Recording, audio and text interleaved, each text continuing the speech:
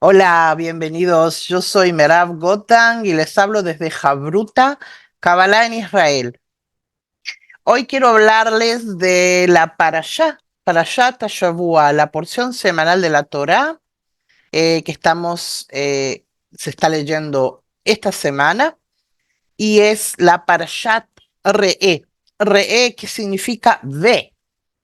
Y esta parashá nos presenta cuatro temas muy importantes que iré presentando uno por uno, aparte de otros temas también no menos interesantes. La parashá comienza con el versículo: He aquí, yo pongo hoy delante de vosotros la bendición y la maldición. Deuteronomio capítulo 11, versículo 26.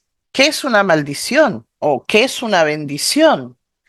Este versículo parece como una imagen tomada de la película Matrix, donde le ofrecen al protagonista la píldora azul y otra roja y le preguntan cuál de ellas quiere.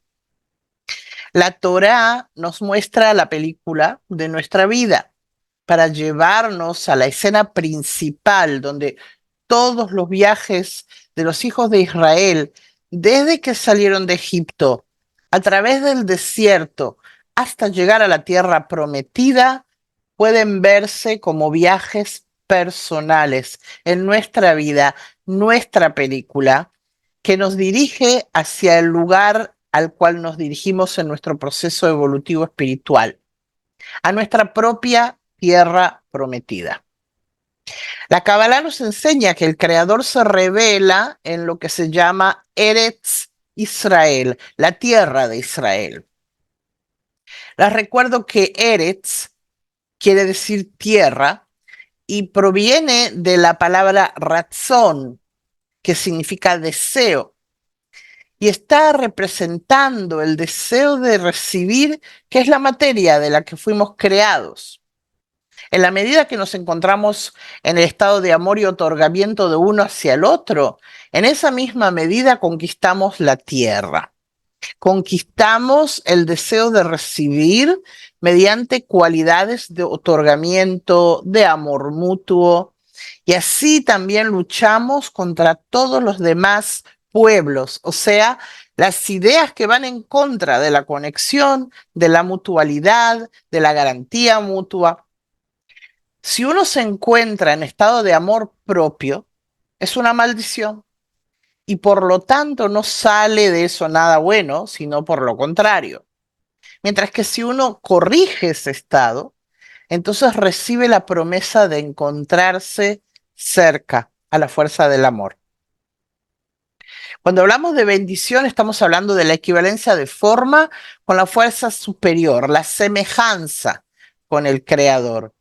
Mientras que la maldición es únicamente la vida en el amor propio. Una de las leyes de la naturaleza de las cuales nos hablan los cabalistas es la equivalencia de forma. Equiparar la forma con el creador significa ser semejante a él, adquirir sus cualidades.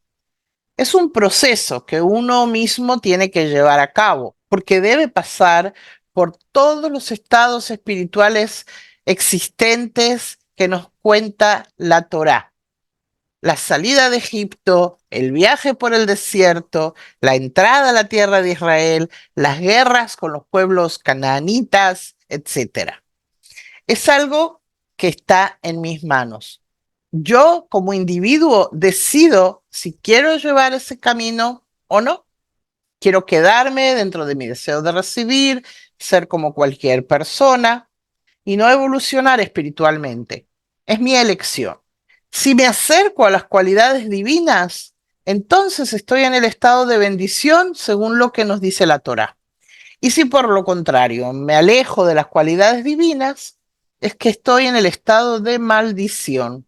Los cabalistas nos explican que el creador de por sí no genera maldad, sino que todo es amor y bondad de parte de él, porque ese es el propósito de la creación, beneficiar a los creados.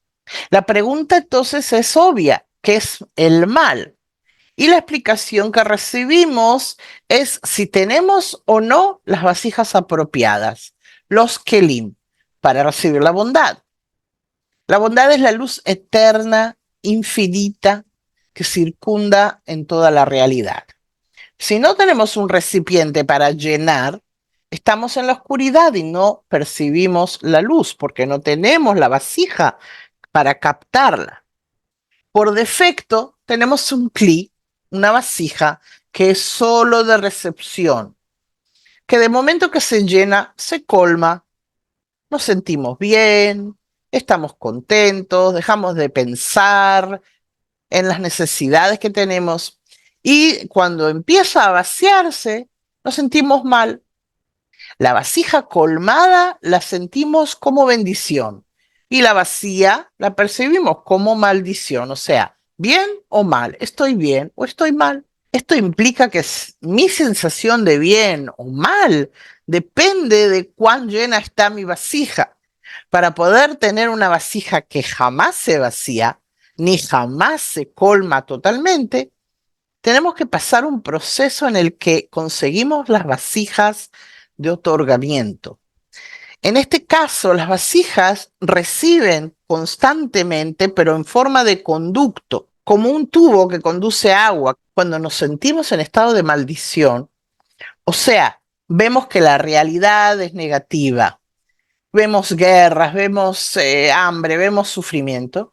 Esto tiene que servir para nosotros como una pauta para que hagamos una introspección, que hagamos una observación que debe revelarme que esto que estoy viendo es porque estoy desconectada de la fuente de la vida. Cerré la entrada del conducto, estoy en un estado opuesto a la luz. El mundo es lo que sentimos, algo totalmente subjetivo. Cada criatura en la naturaleza percibe la realidad de forma diferente. Se sabe que hay animales que perciben la realidad a través de la temperatura, como las serpientes, o por sonido, como los murciélagos, o en dos dimensiones y no en tres, como los seres humanos.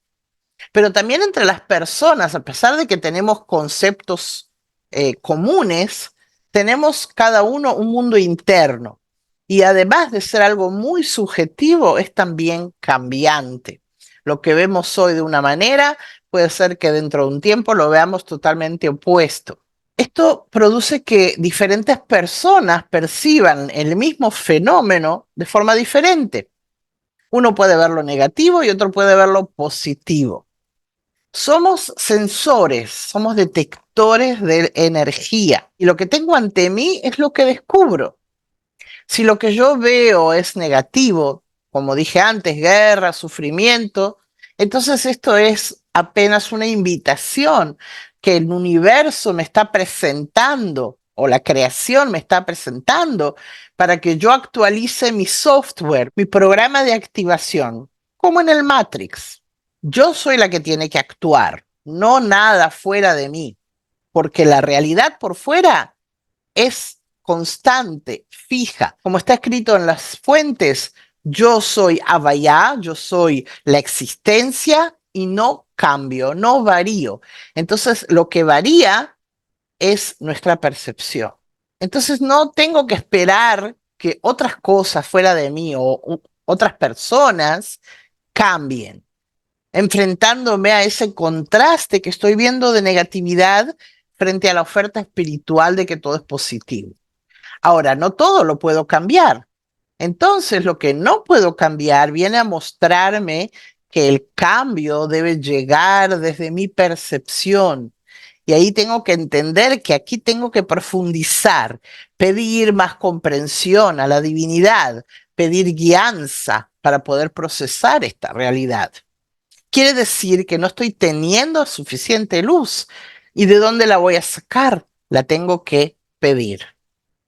Querer entender qué implica esta imagen para mí. Si yo estoy totalmente convencida de que no hay nada más que Él y que Él es bueno y benefactor, quiere decir que esta realidad negativa que se está presentando ante mí es un error en mi percepción. Continuando en la parashá, en el capítulo 14, versículos 2 a 10, nos encontramos con una de las enseñanzas más curiosas que produce muchísima polémica en todos los niveles. Y dice así: porque eres pueblo santo para el Creador tu Dios, y el Creador te ha escogido para que le seas un pueblo único de entre todos los pueblos que están sobre la tierra. Nada abominable comerás. Estos son los animales que podréis comer: el buey, la oveja, la cabra, el ciervo, la gacela, el corzo, la cabra montés, el íbice, el antílope y el carnero montés. Y todo animal de pezuñas que tiene hendidura de 2 uñas y que rumiare entre los animales, ese podréis comer, pero estos no comeréis entre los que rumian o entre los que tienen pezuña hendida: camello, liebre y conejo, porque rumian, mas no tienen pezuña hendida, serán inmundos; ni cerdo, porque tiene pezuña hendida, mas no rumia, os será inmundo. De la carne de estos no comeréis, ni tocaréis sus cuerpos muertos. De todo lo que está en el agua, de esto podréis comer: todo lo que tiene aleta y escama, mas todo lo que no tiene aleta y escama, no comeréis, inmundo será. Aquí vemos por primera vez las leyes de lo que se conoce en el judaísmo como kashrut, lo que es kasher y lo que no. Kasher significa literalmente capacitado o apropiado. La pregunta inmediata que debería hacer todo aquel que lee estos pasajes es: ¿por qué la Torá dedica tanta importancia a lo que comemos y que no debemos comer? El aprendizaje de la luz divina, ¿por qué se mete en lo que metemos en nuestra boca? En la visión externa siempre se ha buscado una explicación lógica a todas estas leyes.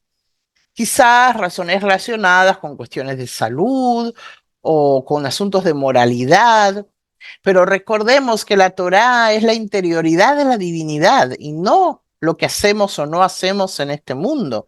Mejor dicho, lo que hacemos o no hacemos lo consideramos las ramas que se desprenden de las raíces espirituales, una copia de los mundos superiores en el mundo material. Como ya nos ha dicho el Talmud, no hay hierba abajo en este mundo que no haya un ángel que de arriba, en los mundos superiores, la golpea y le ordena crecer. La Torá se refiere a todos los niveles, todos los estratos de la realidad. En cierto estrato de la realidad, el actual o uno superior, los mismos conceptos reciben diferentes formas. La diferencia entre las distintas carnes aquí nombradas está en el nivel de aviut, que es el espesor o la densidad de la luz que representa. Esto quiere decir que la aviut es lo opuesto a la pureza, a la claridad, a la espiritualidad. Cuanto más espeso, más denso es nuestro deseo, más lejos de la pureza está. Sabemos que las creaciones se dividen en 5 niveles. Podemos hablar de parte del Kli, que tenemos el Shoresh, que es la raíz, el nivel más elevado, y luego pasamos por la fase 1, fase 2, fase 3, fase 4. Esta división señala las fases de desarrollo, desde la más baja, que es la fase 4, que es Malhut, a la más elevada, que es Shoresh, la raíz. Otra división de lo mismo se conoce como inanimado, vegetal, animal, hablante y divinidad. La divinidad equivale al Shoresh. A mí, como individuo, me toca clasificar todas las creaciones según estos niveles. Si decimos que la Torá únicamente habla de estados internos de cada individuo, quiere esto decir que el tema de la kashrut, de la capacitación, de la medida en la que puedo o no puedo digerir alguna carne, habla de la propiedad de cada concepto y esto está dentro de mí. Es mi capacidad de hacer un orden dentro de mí, de convertir cada concepto en apropiado para poder usarlo. Es para prepararme a mí para que yo pueda trabajar con cada una de estas creaciones, que cada una de ellas representa un deseo y cada uno de estos deseos debe pasar un proceso de capacitación para que pueda usarlo. Este proceso engendra un concepto muy importante en la vida de cada uno, que es la intención, la kavaná. ¿Con qué intención quiero yo hacer uso de cada uno de estos deseos? Otro tema importante es qué uso le quiero dar yo a cada uno de estos deseos. Si es algo para mí, para la recepción propia, para disfrutar yo, o si es algo que quiero otorgar en amor al prójimo. Solo cuando aprendo a usar este mecanismo de forma constante me convierto en kasher. Paso a estar verdaderamente capacitada espiritualmente. Tomemos el ejemplo del cerdo. Les comento que es el único animal que se nombra de forma directa, que no podemos corregir. A pesar de que tampoco podemos corregir en este concepto a lo que se llama el gato o el perro, no corregido significa no kasher. Quiere decir que no puede ser usado para nutrirnos por el hecho de que, ¿qué significa comer en el nivel espiritual? Significa discernir. Nosotros nos nutrimos a nivel mundano, terrenal, corporal, con la comida. A nivel espiritual, la comida no tiene ningún sentido porque nuestra nutrición es solamente la luz, solamente el trabajo con los deseos que convertimos en luz. Entonces, tenemos que discernir a través de un nivel que es superior a lo que estamos recibiendo. Observamos cada concepto desde el nivel más elevado. Tomamos un deseo animal de alta densidad, de nivel inferior, y lo elevamos al uso en el nivel hablante, o sea, lo purificamos. Eso es lo que significa convertir un deseo en kasher. Se trata en realidad de actos en los cuales la luz discierne los deseos y por eso está escrito, ve. He aquí yo pongo hoy delante de vosotros la bendición y la maldición. Este es el versículo con el que comienza esta parashá. Yo te he dado esto y esto y esto, pero tú tienes que hacer esto y esto y esto. O sea, discernir, clasificar los deseos, ordenarlos. Esto sí, esto no, etcétera. La kashrut está relacionada con la comida, que es un acto espiritual de orden, discernimiento y clasificación. Como decimos, algo para digerir.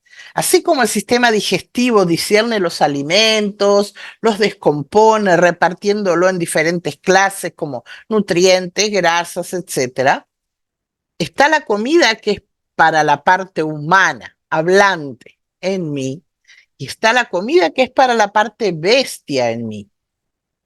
¿Quién es el hablante? El hablante es Adán, el humano, que se asemeja a la fuerza superior. Entonces lo que digiero es para esa parte que solo quiere disfrutar de los sabores, llenarse, sin discernir, sin pensar, sin intención, simplemente disfrutar de los sabores, llenar la vasija, ¿ok? Así es como comemos nuestros postres y nuestras carnes que nos gustan, sin pensar demasiado para qué, simplemente para llenarme, para disfrutar. Pero si yo quiero cultivar en mí la parte humana para convertirla en otorgamiento y amor al prójimo, el acto de comer es un proceso que me lleva a discernir entre la recepción, el placer de que me trago la comida, qué rica que está, y el otorgamiento, la conciencia del por qué estoy comiendo, cuál es la intención detrás de esto.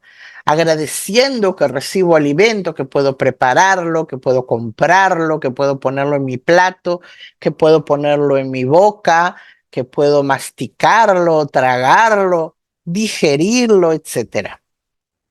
Recordando quién es quien me da todo esto, la fuerza superior, que quiere que yo disfrute.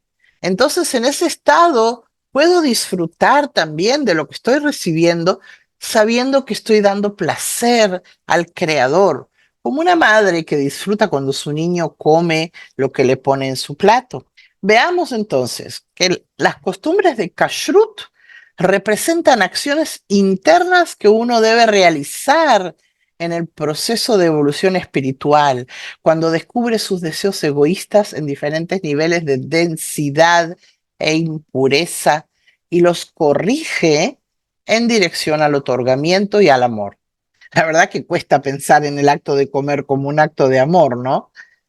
Los cabalistas nos dicen que el individuo es un pequeño mundo que contiene todos los niveles en su interior, el inanimado, el vegetal, el animal y el hablante.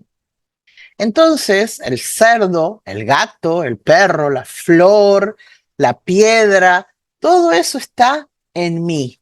O sea, son deseos que son principalmente deseos de recibir placer para mí mismo, que está fragmentado en millones de deseos que reciben formas, las formas que sus ramas en este mundo se manifiestan como inanimado, vegetal, animal y hablante, los cuatro niveles de desarrollo. Imaginemos que la luz de la Torá es como una linterna que está iluminando dentro de mi corazón. Obvio que no me refiero al corazón de carne. Veámoslo como un depósito de deseos. Y cuando encuentro estos deseos, empiezo a clasificarlos. Esto va al estante de la maldición, o sea, de la desconexión con la luz. Esto va al estante de la bendición. Tengo un estante de deseos que ya puedo trabajar con ellos porque ya están esclarecidos, o un estante de deseos que aún no tengo la fuerza para esclarecer, o sea, kasher o no kasher, esclarecido o impuro, turbio. Cuando ya tenga todo ordenado, llego al fin de la corrección, al Gmar Tikkun. Todos los deseos que aún están catalogados como impuros, no kasher, por no tener las fuerzas de esclarecerlos o las condiciones para trabajar con ellos, al final de cuentas recibiré una fuerza adicional que me permitirá completar la corrección de todo. Y también está escrito en las fuentes que en el futuro el cerdo, que se dice hazir en hebreo, que viene del verbo hazar, regresar, ese deseo o manifestación llamado cerdo, podré corregirlo con esta fuerza adicional que recibiré. Está escrito, y todo animal de pezuñas que tiene hendidura de 2 uñas y que rumiare entre los animales, ese podréis comer. ¿Qué es la pezuña y qué es rumiante? La pezuña en hebreo es parsá, que es también el sinónimo de la palabra masaj, de pantalla, algo que divide entre los planos, entre los deseos que solo son de recibir y los deseos con los que puedo otorgar.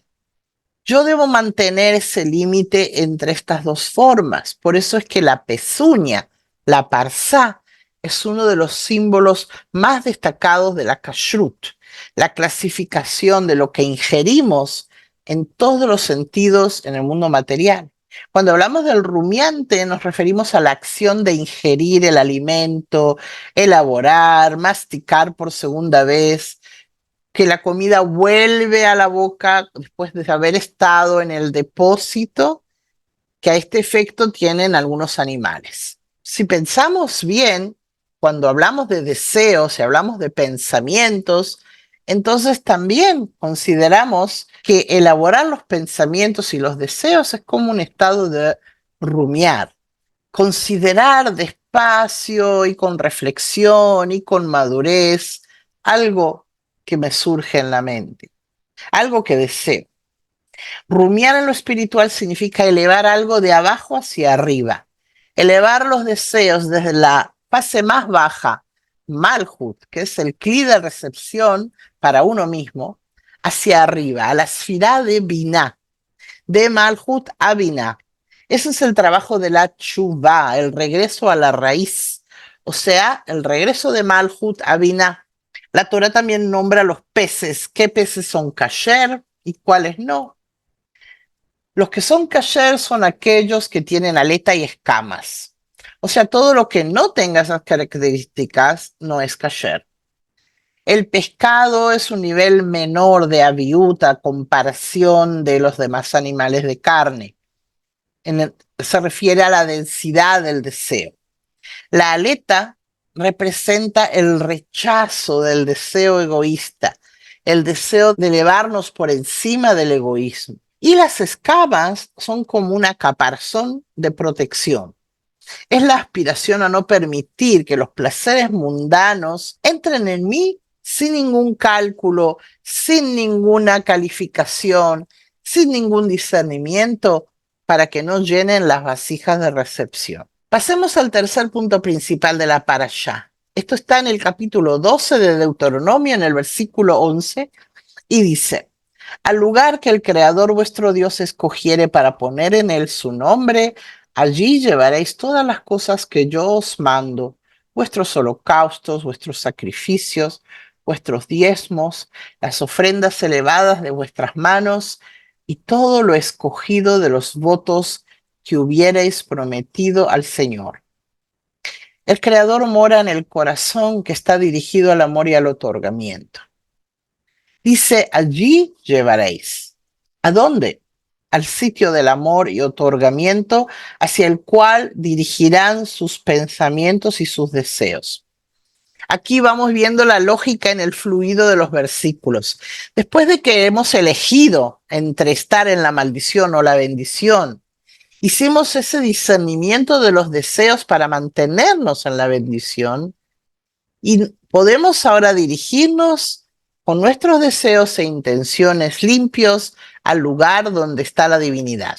El tema de la kashrut es todo un tema. Sabemos que quienes cumplen estos discernimientos son principalmente quienes pertenecen al grupo de personas identificadas con la religión judía.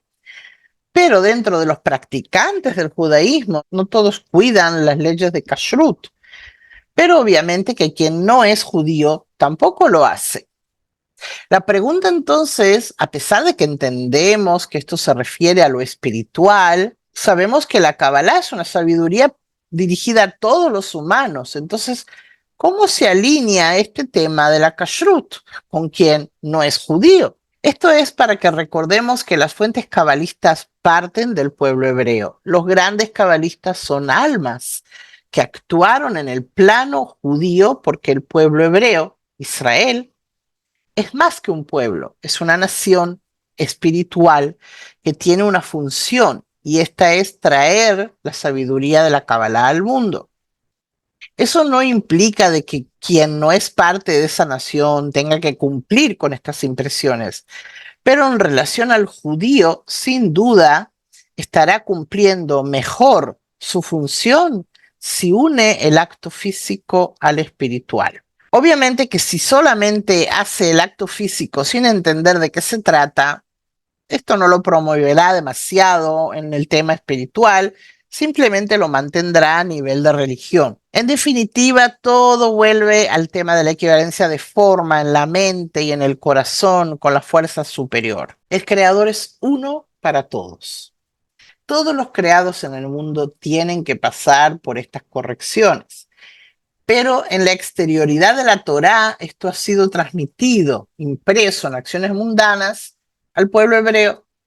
El judío puede cumplirlo a nivel simbólico o espiritual. Un último punto principal, entre muchos, solo elegí los más destacados, está en el capítulo 15 del Deuteronomio, versículos 7 y 8, y dice: cuando haya en medio de ti menesteroso de alguno de tus hermanos, en alguna de tus ciudades, en la tierra que Dios te da, no endurecerás tu corazón, ni cerrarás tu mano contra tu hermano pobre, sino abrirás a él tu mano liberalmente y en efecto le prestarás lo que necesite. Uno está enclaustrado en su propio ego y para poder reconocer si estamos en la maldición o la bendición, necesitamos de un espejo que nos lo pone el prójimo por delante, el resto de los creados. Y para ello fue que el Creador nos da la percepción de otros